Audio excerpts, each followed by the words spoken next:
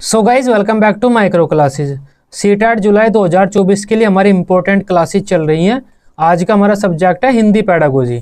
हिंदी की ये 14th class है। आज का हमारा टॉपिक रहेगा लेखन कौशल।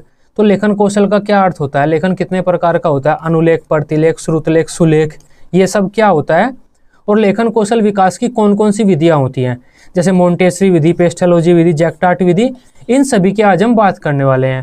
तो ये मोस्ट इंपॉर्टेंट क्वेश्चन है सीटेट के एग्जाम के लिए। 1 से 2 क्वेश्चन यहाँ से आ जाता है आपके सभी लैंग्वेज की अगर हम बात करें तो। इसके अलावा इस टॉपिक से कौन कौन से इंपॉर्टेंट क्वेश्चन सीटेट बार बार पूछ रहा है वह अभी हम इस क्लास के लास्ट में देखेंगे। उससे आपको पता चल जाएगा कि इस टॉपिक से किस तरह के क्वेश्चन सीटेट में आते हैं। आज का हमारा टॉपिक है लेखन कौशल, जिसे हम इंग्लिश में लिसनिंग स्किल बोल देते हैं। लिखने की प्रक्रिया को हम लेखन कौशल ही बोलते हैं। इसे आप ऐसे भी बोल सकते हैं, अगर आप लिखकर अपने विचारों को प्रकट कर रहे हैं तब उस प्रक्रिया को हम लेखन कौशल कहते हैं। अगर हम बालकों को लिखना सिखाना चाहते हैं, प्राथमिक स्तर पर लेखन की शुरुआत कर रहे हैं, छोटे बच्चों को हम लिखना सिखा रहे हैं, उसकी जो शुरुआत होगी लिखने की रेखांकन और चित्रांकन से होगी। मतलब बच्चों से हम कुछ रेखाएं खींचनी सिखाएंगे। पहले बच्चों को, छोटे बच्चे को क्या कहेंगे, आप इस तरह से कुछ रेखाएं खींचिए, इस तरह से कुछ रेखाएं खींचिए, ऐसे ऐसे करिए। इस तरह से छोटे छोटे रेखाएं खिंचाएंगे, बच्चे उन्हें खींचेंगे। इससे क्या होगा, जो पेंसिल है बच्चे उसको कंट्रोल करना सीख जाएंगे। छोटे छोटे इस तरह से रेखांकन कराएंगे, छोटे छोटे चित्र इस तरह से बनाएंगे आसान आसान से, कि ये चित्र आप बना दीजिए, ये चित्र बना दीजिए, इस तरह का चित्र आप बना दीजिए। इससे क्या होगा, बच्चे उस पेंसिल को कंट्रोल करना सीख जाएंगे। प्राइमरी स्टेज पे हम लिखने की शुरुआत किस चीज़ से करते हैं, रेखांकन या फिर चित्रांकन से करते हैं। अगर हम छात्रों के लेखन कौशल का विकास करना चाहते हैं तब हमें उन्हें लिखने के अवसर देने होंगे। कुछ भी लिखे हुए हमें उन्हें लिखने के अवसर देने होंगे, क्योंकि बच्चे जितना प्रैक्टिस करेंगे लिखने की उतना ही उनके लेखन कौशल का विकास होगा। अगर हम अपने छात्रों के लेखन कौशल का विकास करना चाहते हैं तब उसके लिए हमें क्या करना होगा, बच्चों को लिखने की स्वतंत्रता देनी चाहिए कि आप अपनी मर्जी से कुछ भी लिख लीजिए। हम उन्हें बांध नहीं सकते कि आपको ये 10 शब्द ही लिखने या क्या चीज़ लिखनी है। जितनी फ्रीडम हो सकती है हम अपने बच्चों को फ्रीडम देते हैं लिखने में, और कोशिश करते हैं कि बच्चे सृजनात्मक लेख लिखें। ये इंपॉर्टेंट बातें हैं जो भी यहाँ पर लिखी हुई है। सीटेट यहाँ से क्वेश्चन पूछता है क्या क्या होता है। प्राइमरी स्टेज पर रेखा खींचने या फिर छोटे छोटे चित्र बनाने से लिखने की शुरुआत होती है। बच्चों को हमें लिखने के अवसर देने चाहिए, बच्चों को स्वतंत्रता देनी चाहिए लिखने में, और उन्हें सृजनात्मक लेख लिखने के लिए प्रेरित करना चाहिए कि आप कुछ भी अपनी मर्जी से अपनी क्रिएटिविटी के द्वारा कुछ भी लिख सकते हैं। इंपॉर्टेंट लाइन है ये सभी सीटेट के लिए। लेखन कौशल में क्या क्या चीज़ महत्वपूर्ण होती है। अगर आप लिख रहे हैं, कोई बच्चा लिख रहा है, तब लिखने में ये सारी चीज़ें महत्वपूर्ण होंगी। पहला तो होता है विचारों की अभिव्यक्ति। आप अपने विचार किस तरह से व्यक्त करते हैं वो इम्पोर्टेंट है लिखने में। इम्पोर्टेंट तो हो गई, आप विचारों को किस तरह से दूसरों के समक्ष रखते हैं। विचारों की स्पष्टता या फिर स्पष्ट विचार। अब स्पष्ट कितने विचार हैं आपके वो भी इम्पोर्टेंट है लिखने में। अगर आपके विचार स्पष्ट ही नहीं होंगे तो लिखने का क्या फ़ायदा।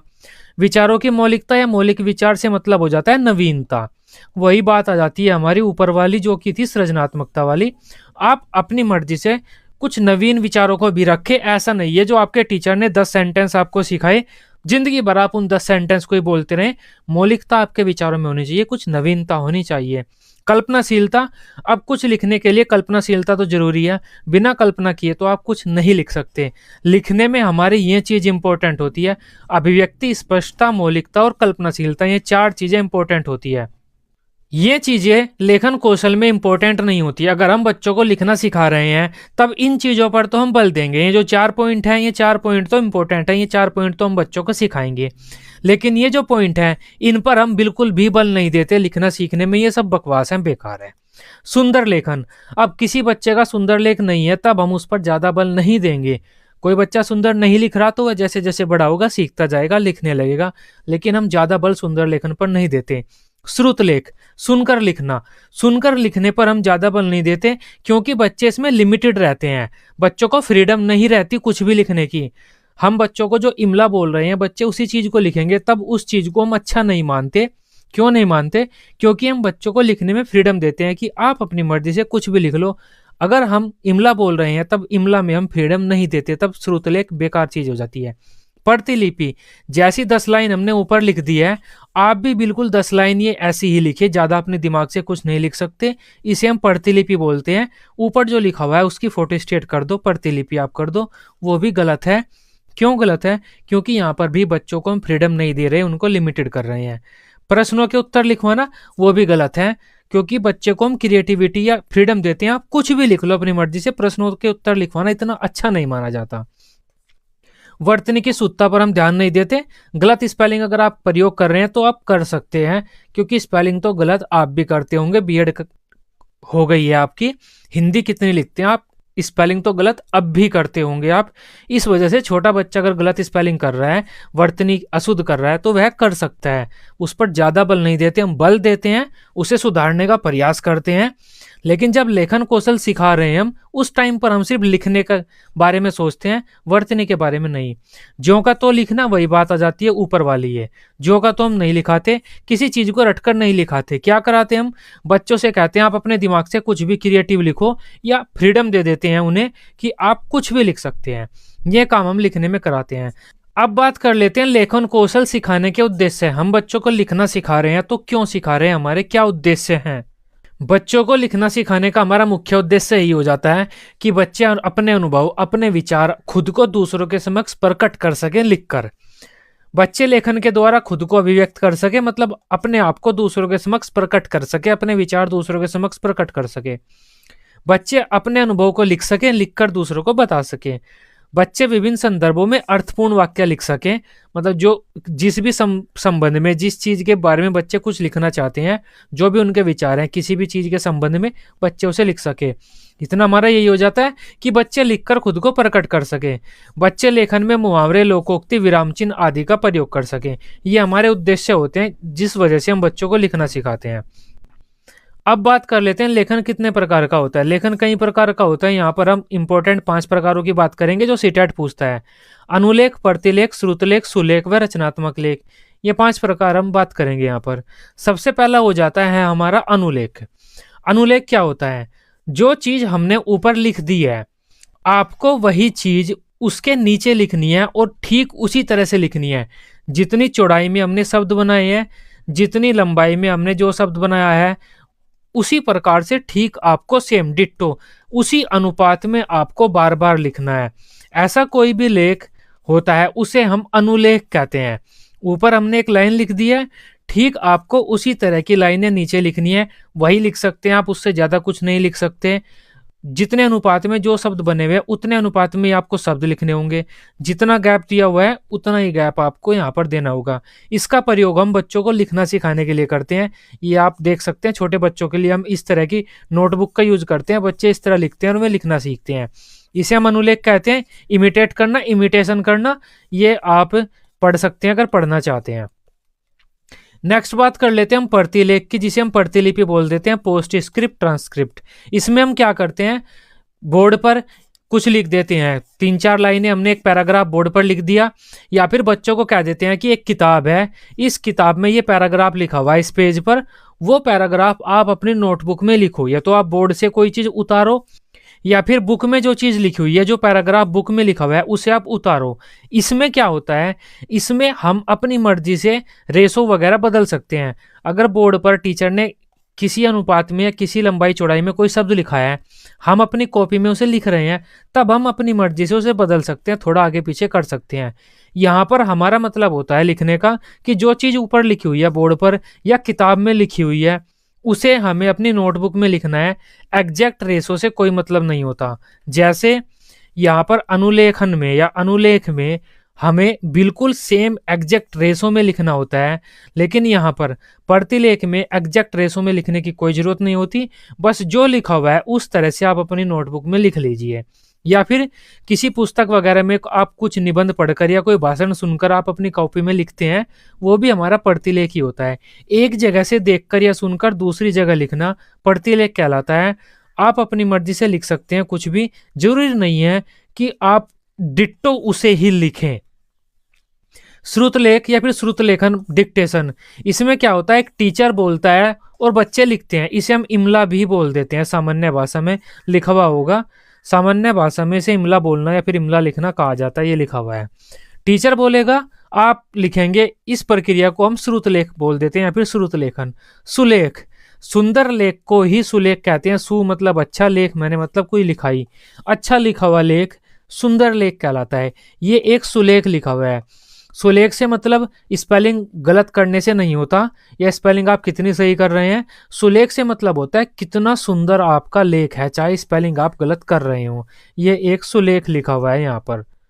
अब बात करते हैं रचनात्मक लेख की, क्रिएटिव राइटिंग। आजकल हम इस चीज पर बल दे रहे हैं, बच्चों को कह देते हैं आप अपनी मर्जी से कुछ भी लिख सकते हैं, क्रिएटिव।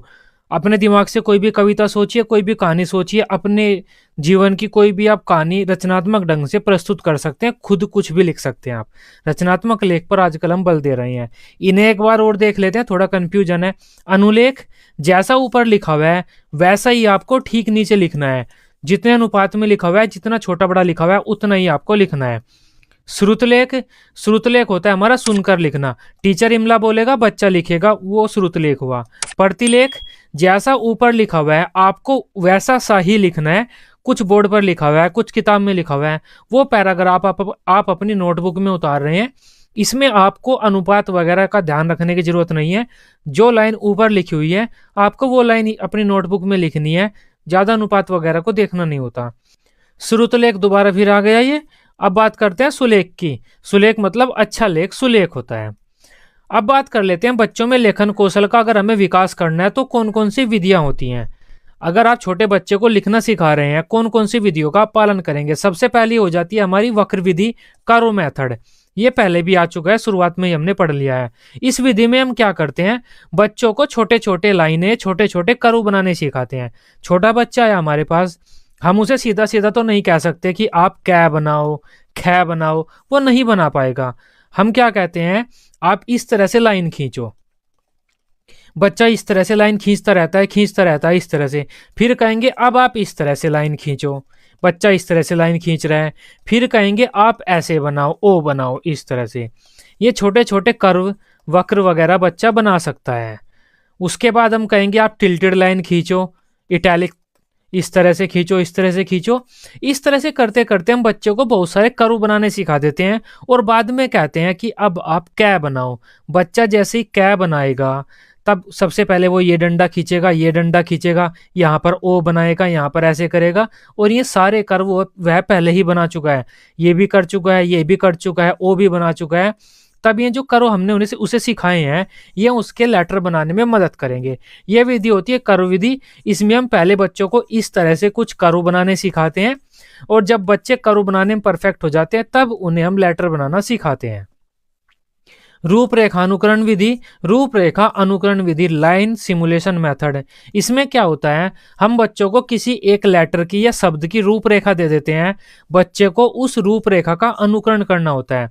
या तो बिंदी बिंदी करके इस तरह से कोई लेटर दे देते हैं, शब्द दे देते हैं, या फिर एक नॉर्मल सा इस तरह से शब्द ही बना देते हैं। बच्चे से कहते हैं कि आप यहाँ पर इस पर पेंसिल फेरो। बार बार बच्चा पेंसिल फेरेगा तो उस पर कै बनाना आ जाएगा। पुराने टाइम में क्या होता था, तख्तियां होती थी, तख्ती पर एक टीचर क्या लिख देता था, बच्चे क्या करते थे, इस पर ही कलम से फेरते रहते थे बार बार इस तरह। ये क्या होता है, रूपरेखा अनुकरण। टीचर ने जो रूपरेखा दी है हमें, उस रूपरेखा का हम अनुकरण कर रहे हैं। इससे हम वो लेटर बनाना सीख जाएंगे, वो वर्ण बनाना सीख जाएंगे। आजकल ये जो तख्ती वगैरह की जगह इन्होंने ले ली है, हमारी छोटे छोटे नोटबुक आती हैं, ये इन पर पहले से ही बिंदी बिंदी करके लिखे हुए होते हैं, शब्द लिखे होते हैं या फिर वर्ण भी लिखे होते हैं। बच्चों को इन पर इस तरह से अपनी पेंसिल फेरनी होती है। यह रूपरेखा अनुकरण विधि होती है। यही लिखा हुआ है, आप पढ़ना चाहते हैं पढ़ सकते हैं। स्वतंत्र अनुकरण विधि, इंडिपेंडेंस सिमुलेशन मेथड। इसमें क्या होता है, टीचर ऊपर एक लाइन लिख देता है, बच्चों को ठीक उस लाइन के नीचे इस तरह के शब्द या फिर वाक्य लिखने होते हैं या फिर वर्ण लिखने होते हैं। जो रूपरेखा अनुकरण विधि है पहले वाली हमारी, ये रूपरेखा अनुकरण विधि के जैसी ही विधि है स्वतंत्र अनुकरण विधि भी, बस हम इसमें बिंदी बिंदी नहीं देते, बिंदी बिंदी नहीं देते हम, बाकी सेम ही है। टीचर एक लाइन लिख देगा बच्चों के नोटबुक में और बच्चों से कहेगा कि इसके नीचे आप ऐसे ही लिख कर लाओ। यह हो जाती है हमारी स्वतंत्र अनुकरण विधि। अब टीचर एक लाइन भी लिख सकता है या फिर इस तरह ए भी लिख सकता है। छोटे बच्चे की आप नोटबुक देखो, उसमें ये चीज मिलेंगी। अब बच्चे यहाँ पर ए लिखते जा रहे हैं नीचे, या फिर यहाँ पर कोई शब्द भी लिख सकता है, अब, हम, घर, इस तरह से बच्चे यहाँ पर अब लिखेंगे, यहाँ पर हम लिखेंगे, यहाँ पर घर लिखेंगे। इसे हम बोलते हैं स्वतंत्र अनुकरण विधि। बच्चों को हमने स्वतंत्र छोड़ दिया है किसी चीज का अनुकरण करने के लिए, जो ऊपर लिखा हुआ है उसका हम अनुकरण कर रहे हैं। इसके बारे में हम पहले भी पढ़ चुके हैं प्रतिलिपि में, वहां पर भी ये आया था, सेम ही है। अब बात करते हैं मोंटेसरी विधि, मोंटेसरी मेथड। ये इंपॉर्टेंट है सीटेट के लिए। ये मारिया मोंटेसरी ने दिया था, ये एक साइकोलॉजिस्ट हुई हैं, इन्होंने ये मेथड दिया है। इन्होंने क्या कहा है कि जब बच्चा 3 साल का हो जाता है तभी हमें उस बच्चे को लिखने की प्रैक्टिस करा देनी चाहिए। और उस प्रैक्टिस को कैसे शुरू करना चाहिए? सबसे पहले तो हमें एक कोई लकड़ी का तख्ता लेना चाहिए जिसमें हमने लेटर खोदे हुए हों। इस तरह से लेटर खुदे हुए होने चाहिए उस लकड़ी के तख्ते में या फिर किसी गत्ते में। जब हमने एक गत्ते में या लकड़ी के तख्ते में लेटर खोद दिए हैं, उसके बाद हमें क्या करना होगा, बच्चे की उन लेटर में उंगली घुमानी होगी। उन वर्ण में बच्चे क्या करेंगे, यहाँ पर उंगली घुमाएंगे ऐसे, इस तरह से बच्चे उंगली घुमाएंगे, पेंसिल नहीं उंगली घुमाएंगे। जब बच्चे की उंगली सध जाएगी उसके बाद हम उसे कोई पेन दे देंगे इस तरह से, जो इसी के लिए होगा। अब बच्चे क्या करेंगे, उस पेन को बार बार घुमाएंगे, और जब बच्चे के इस पेन के साथ हाथ सध जाएगा इस तख्ती में, उसके बाद हम उस बच्चे को कोई पेन देंगे, रियल पेन या पेंसिल देंगे, और किसी पुस्तक पर या अभ्यास पुस्तिका पर, नोटबुक पर हम उसे लिखाएंगे कि अब लिखो आप का, खा। इस तरह से हमें बच्चे को लिखना सिखाना चाहिए। ये मारिया मोंटेसरी ने कहा है। इनके बारे में थोड़ा सा पढ़ लेते हैं क्योंकि ये इंपॉर्टेंट है। इस विधि का श्रेय मारिया मोंटेसरी को जाता है। इन्होंने कहा था कि हमें सबसे पहले लकड़ी में या गत्ते में वर्णों को खानों के रूप में बनवा लेना चाहिए। जो ये लकड़ी का तख्ता है या फिर गत्ता है, इसमें जो हमारे लेटर हैं उन्हें खानों के रूप में खुदवा लेना चाहिए। उन खानों में बच्चों को उंगली घुमाने के लिए कहना चाहिए कि सबसे पहले आप उंगली घुमाओ। उसके बाद उनमें बच्चे से पेंसिल फेरवानी चाहिए, बच्चों को पेंसिल फेरने के लिए कहना चाहिए। जब खानों में बच्चों की उंगलियां सध जाती हैं तब उन्हें स्वतंत्र रूप से लिखने के लिए कहना चाहिए कि अब आप किसी कॉपी पर लिख सकते हैं। इस अभ्यास के बाद बालक स्वतंत्र रूप से गत्ते व लकड़ी के वर्गों के बिना ही लिखना प्रारंभ कर देते हैं, मतलब उन पे लिखना आ जाता है। बिना इस गत्ते के भी बच्चे किसी कॉपी पर लिख सकते हैं। मारिया मोंटेसरी ने कहा कि 3 वर्ष का जब बच्चा हो जाता है उसे लिखना सिखा देना चाहिए। मारिया मोंटेसरी ने क्या कहा, आंख, हाथ और दिमाग 3 चीज होती हैं जो लिखने में सहायक होती हैं। किसी बच्चे के भी हमें इन 3 चीज का विकास करना चाहिए। इन 3 चीजों के सामंजस्य, सामंजस्य मतलब एक साथ काम करने को क्या बोला, क्या लिखा हुआ है, ये सामंजस्य पर हमें बल देना चाहिए। बच्चा आंख से देखेगा, हाथ से लिखेगा और दिमाग से हाथ को कंट्रोल करेगा। आंख, हाथ और दिमाग लिखने में सहायक होता है। हमें बच्चे की इन तीनों चीजों का विकास करना चाहिए। मारिया मोंटेसरी ने LSRW को LSWR में बदल दिया था। सबसे पहले लोग क्या मानते थे, जब बच्चा पहले पैदा होता है तो वह सबसे पहले सुनता है, सुनना शुरू करता है। वह जब थोड़ा बड़ा हो जाता है तब वह बोलना शुरू करता है। जब थोड़ा और बड़ा हो जाता है तब वह पढ़ना शुरू करता है। जब वह थोड़ा और बड़ा हो जाता है तब वह लिखना शुरू करता है। सबसे पहले क्या करता है, वह सुनना, लिसनिंग, फिर बोलना, स्पीकिंग, फिर पढ़ना, रीडिंग, और उसके बाद राइटिंग। लेकिन मारिया मोंटेसरी ने क्या कहा, जब बच्चा 3 साल का हो जाता है तभी उसे हमें लिखना सिखाना शुरू कर देना चाहिए, चाहे उस पर पढ़ना आता हो या ना आता हो। तब मारिया मोंटेसरी ने इस W को R से पहले रख दिया कि लिखना हमें पढ़ने से पहले सिखाना चाहिए।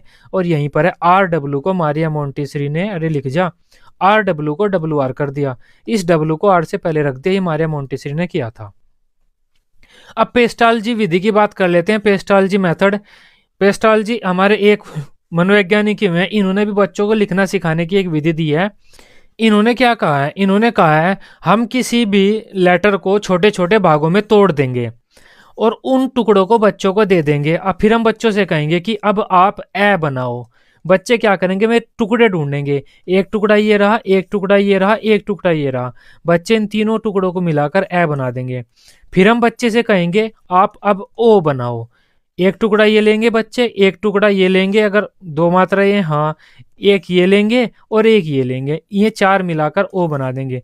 इस तरह से हम किसी एक लेटर को छोटे छोटे टुकड़ों में तोड़ देंगे और बच्चों से कहेंगे कि अब आप इस लेटर को बनाकर दिखाओ। बच्चे ये छोटे छोटे टुकड़े आपस में मिलाकर वे लेटर बनाना सीख लेंगे। शुरुआत में हम सरल वर्ण बनवाएंगे, बाद में हम उन्हें कठिन वर्ण बनवाएंगे। इस तरह से पेस्टाल्जी विधि होती है। अब जैकटॉट विधि की बात कर लेते हैं। जैकटॉट मेथड मोस्ट इंपोर्टेंट है ये सीटेट के लिए। इसमें क्या होता है, एक टीचर बोर्ड पर कोई एक सेंटेंस लिख देता है। जब टीचर बोर्ड पर कोई एक सेंटेंस लिखता है तो बच्चे उसे देखते हैं। टीचर क्या कहता है बच्चों से, अब आप ये जो सेंटेंस मैंने बोर्ड पर लिखा हुआ है, इस बोर्ड पर लिखे हुए सेंटेंस को अपनी नोटबुक में लिखो। बच्चे क्या करेंगे, एक शब्द देखेंगे। छोटे बच्चों के लिए है ये विधि। बच्चों ने एक शब्द देखा और उस शब्द को बच्चों ने अपनी नोटबुक में लिख लिया। फिर दूसरा शब्द देखा, दूसरा शब्द लिख लिया। तीसरा शब्द देखा, तीसरा शब्द लिख दिया। चौथा शब्द देखा, चौथा शब्द लिख लिया। पांचवा शब्द देखा, पांचवा शब्द बच्चों ने अपनी नोटबुक में लिख लिया। एक टीचर क्या करेगा, बोर्ड पर एक सेंटेंस लिख देगा। बच्चों से कहेगा कि जो सेंटेंस मैंने बोर्ड पर लिखा हुआ है वो सेंटेंस आप देख देख कर अपनी अभ्यास पुस्तिका में नोटबुक में लिखो। बच्चे देख देख कर उस सेंटेंस को लिखेंगे। जब सभी बच्चे लिख लेंगे तब टीचर क्या कहेगा कि अब आप अपने सेंटेंस को मिलाओ। अगर कहीं गलती है तब उसे आप खुद सुधारो। बच्चे एक एक शब्द को फिर देखेंगे दोबारा, हमने कोई गलती तो नहीं कर दी, और जिस शब्द में गलती की है उस शब्द को वे सही करेंगे। टीचर बार बार इस तरीके का अभ्यास कराएगा। टीचर ये भी कर सकता है, एक सेंटेंस बोर्ड पर लिख सकता है, बच्चों से कहेगा कि इस सेंटेंस को आप एक बार पढ़ लो। बच्चों ने पढ़ लिया, उसके बाद कहेगा कि अब आप इस सेंटेंस को लिखो। एक बार आपने पढ़ लिया ना, अब आप इसको एक बार में लिखो। बच्चे लिखेंगे, फिर टीचर कहेगा कि जो मैंने सेंटेंस लिखा हुआ है उससे मिलाओ और आप खुद सुधार करो। इस विधि को हम अच्छा मानते हैं। क्यों मानते हैं? क्योंकि इसमें बच्चे खुद अपनी गलतियां पकड़ते हैं और खुद अपने आप में सुधार करते हैं। यही यहाँ पर लिखा हुआ है, इसके बारे में थोड़ा सा पढ़ लेते हैं क्योंकि ये इंपॉर्टेंट है। इसमें शिक्षक बोर्ड पर कोई वाक्य लिख देता है तथा बच्चों को उस वाक्य को अपनी अभ्यास पुस्तिका में लिखने के लिए कहता है। बच्चे बोर्ड पर लिखे हुए उस वाक्य का एक एक शब्द देखकर अपनी अभ्यास पुस्तिका में लिखते हैं। उसके बाद शिक्षक उन्हें अपने वाक्य को बोर्ड पर लिखे हुए वाक्य से मिलाने के लिए कहता है। छात्र अपनी कॉपी पर लिखे हुए वाक्य को बोर्ड पर लिखे हुए वाक्य के साथ मिलाते हैं। अगर उसमें कोई कमी लगती है तो उसे स्वयं सही करते हैं। बाद में शिक्षक उस वाक्य को बिना देखे लिखने के लिए कहता है कि अब आप इस वाक्य को बिना देखे लिखो। जो वाक्य मैंने बोर्ड पर लिखा है आप एक बार इसे पढ़ लो, एक एक शब्द को देखकर मत लिखो, एक बार आप इस पूरे वाक्य को देख लो और उसके बाद एक बार में लिख दो। छात्र वाक्य को स्मरण करके अपनी अभ्यास पुस्तिका में लिखते हैं तथा लिखने के बाद बोर्ड पर लिखे हुए वाक्य से मिलाते हैं। अगर उन्हें कोई कमी लगती है तब उसे में ठीक उसी प्रकार सही करते हैं। इस विधि की सबसे अच्छी विशेषता यह है कि इसमें बालक स्वयं सुधार करते हैं और खुद उन्हें अपने आप की गलतियों को सुधारने के अवसर मिलते हैं। शुरुआत में लेखन की गति धीमी होती है, बाद में उसे बढ़ा दिया जाता है। पहले बड़े बड़े अक्षर लिखता है टीचर की कै, बाद में फिर छोटे छोटे अक्षर लिखता है। पहले आसान वाक्य लिखता है, बाद में कठिन वाक्य लिखता है। ये तो मोटी मोटी सी बात है, इसमें तो कोई दिक्कत नहीं है। ये हमारी जैकटॉट विधि थी। अब ये हमारा लेखन कौशल था, लेखन कौशल। अब बात कर लेते हैं इस लेखन कौशल से सीटेट के एग्जाम में कौन कौन से इंपॉर्टेंट क्वेश्चन पूछे जाते हैं। हमारा आज का सबसे पहला क्वेश्चन है, बच्चों के लेखन कौशल का मूल्यांकन करने के लिए कौन सी विधि बेहतर हो सकती है। आप बच्चों के लेखन कौशल को जांच रहे हैं कैसा है, तब कौन सी विधि बेहतर है। अपने अनुभव को लिखना, बच्चों से कहना कि आप अपने अनुभव को लिख लीजिए। इसमें हम बच्चों को स्वतंत्रता दे रहे हैं लिखने की और उन्हें रचनात्मक लेख लिखने के लिए भी कह रहे हैं। जो भी आप लिखना चाहते हैं अपने अनुसार लिख सकते हैं, तो ये तरीका अच्छा है। श्रुतलेख बेकार है, पाठ पर आधारित प्रश्नों को लिखना ये भी बेकार है। सुंदर लेख का भी हम ज्यादा अभ्यास नहीं कराते, इसका आंसर ए हो जाता है। नेक्स्ट क्वेश्चन की बात करते हैं, लेखन कुशलता का विकास करने में सबसे कम महत्वपूर्ण क्या है। लिखना सिखा रहे हैं आप बच्चों को, तो सबसे कम महत्वपूर्ण चीज क्या है, सबसे घटिया पॉइंट क्या है। अधूरी कहानी को पूरा करना, ये तो अच्छा है। कोई अधूरी कहानी बच्चे अपने अनुसार पूरा करेंगे, फ्रीडम है, उन्हें कुछ भी लिख सकते हैं। कहानी, कविता आदि का सृजनात्मक लेखन, अब सृजनात्मकता पर भी हम बल देते हैं। आंखों देखी घटना को लिखना, इस पर भी हम बल देते हैं। प्रतिलिपि पर हम बल नहीं देते, डी। प्रतिलिपि गलत होता है। प्रतिलिपि में क्या होता है, जो हमने दे दिया बच्चों को वही कहते हैं कि आप इस चीज को ही लिखो। नेक्स्ट बात करते हैं, प्रारंभिक स्तर पर भाषिक रेखांकन और चित्रांकन। जब छोटे बच्चे होते हैं तब उन्हें रेखांकन कराते हैं और चित्रांकन कराते हैं जिससे वे लिखना सीख लें। ये क्या होता है रेखांकन और चित्रांकन, एक शैक्षणिक गतिविधि मात्र है। अब शैक्षणिक गतिविधि तो नहीं कह सकते हम इसे, शैक्षणिक गतिविधि है तो गलत है। बच्चों की अनुकरण प्रवृत्ति को पोषित करता है, अनुकरण करना हम नहीं सिखाते बच्चों को। काव्य व्याख्या का एकमात्र मार्ग है, गलत है। लेखन अभ्यास का महत्वपूर्ण चरण है, लिखने का एक महत्वपूर्ण चरण है, इससे बच्चे लिखना सीखते हैं, इसका डी सही है। साधारण तौर पर एक शिक्षक यह समझते हैं कि बच्चों को लिखना तब सिखाना चाहिए जब उन्हें वर्णों की पहचान हो जाए, ये गलत बात है। यह विचार पूरी तरह से गलत है। अमनोवैज्ञानिक है या अवैज्ञानिक है, सही बात है। यह विचार गलत है, अवैज्ञानिक है, क्योंकि मारिया मोंटेसरी ने इसे खारिज कर दिया था। सही है, सही नहीं है, वैज्ञानिक नहीं है, बाल स्वभाव के अनुकूल नहीं है, यह विचार गलत है, मतलब अवैज्ञानिक है। इसका आंसर ए हो जाता है। नेक्स्ट क्वेश्चन की बात करते हैं। प्राथमिक स्तर पर लेखन अक्षमता के संदर्भ में सर्वाधिक महत्वपूर्ण क्या है? लिख रहे हैं हम, तब महत्वपूर्ण क्या चीज है लिखने में? सुलेख नहीं, वर्तनी नहीं, मौलिक विचार, मतलब हमारे विचारों में नवीनता। इसका आंसर सी हो जाता है। नेक्स्ट क्वेश्चन की बात करते हैं। लिखना सीखने में सर्वाधिक महत्वपूर्ण क्या होता है? शब्द का ज्ञान नहीं, वाक्य की संरचना, ये हो सकता है क्योंकि लिखने में वाक्य संरचना करते हैं, तब इसको हम न तो गलत करते न सही। अर्थ की अभिव्यक्ति, ये ज्यादा सही है। अगर हम लिख रहे हैं तब सबसे महत्वपूर्ण है उसमें कि हम अपने विचार दूसरों को कैसे प्रकट करते हैं। अगर हमने वाक्य तो बना दिया अपना, लेकिन उस वाक्य के द्वारा हमारा अर्थ क्लियर नहीं है, उसकी अर्थ की अभिव्यक्ति नहीं हो रही, तब वो वाक्य बेकार हो जाता है। इसका आंसर सी है। मैंने आपको बताया था लिखने में महत्वपूर्ण क्या क्या होता है, उसमें अर्थ की अभिव्यक्ति एक ऑप्शन था वहां पर। बच्चों को लिखना सिखाने में सबसे अधिक महत्वपूर्ण क्या है? वर्तनी की शुद्धता नहीं, काव्यात्मक भाषा नहीं, विचारों की अभिव्यक्ति। वही बात हो जाती है, अर्थ की अभिव्यक्ति या फिर विचारों की अभिव्यक्ति, बात तो एक ही है। आंसर इसका सी है। नेक्स्ट क्वेश्चन की बात करते हैं। फरहीन अक्सर अपनी कॉपी में कुछ ना कुछ लिखती रहती है। अब फरहीन नाम की एक लड़की है, वह हमेशा अपनी कॉपी में कुछ ना कुछ लिखती रहती है। एक भाषा शिक्षक के रूप में आपकी क्या प्रतिक्रिया होगी? फरहीन को कोई बीमारी है? गलत बात है। फरहीन को कॉपी पढ़ने की आदत है? गलत बात है। फरहीन अपने मन की बातों की अभिव्यक्ति चाहती है, उसके लेखन को कक्षा में प्रदर्शित किया जाए, ये सही बात है। फरहीन क्या कर रही है? जो उसके मन में दिमाग में कुछ बातें हैं उनको अभिव्यक्त करना चाहती है, दूसरों को बताना चाहती है लिखकर, तब हमें क्या करना चाहिए? उसके विचारों को अभिव्यक्त करना चाहिए कक्षा में। फरहीन को कुछ ना कुछ करने की आदत है, इस पर ध्यान नहीं देना चाहिए, ये भी गलत है। आंसर इसका सी हो जाता है। ये हमारी आज की वीडियो थी लेखन कौशल। आई होप लेखन कौशल क्या होता है, कौन कौन सी विधियां होती है, मैं सब आप अच्छी तरह से समझ पाए होंगे। वीडियो आपको अच्छी लगी हो, आप इसे अपने सीटेट ग्रुप में शेयर कर सकते हैं, दोस्तों के साथ लाइक कर सकते हैं। Till then bye bye, take care.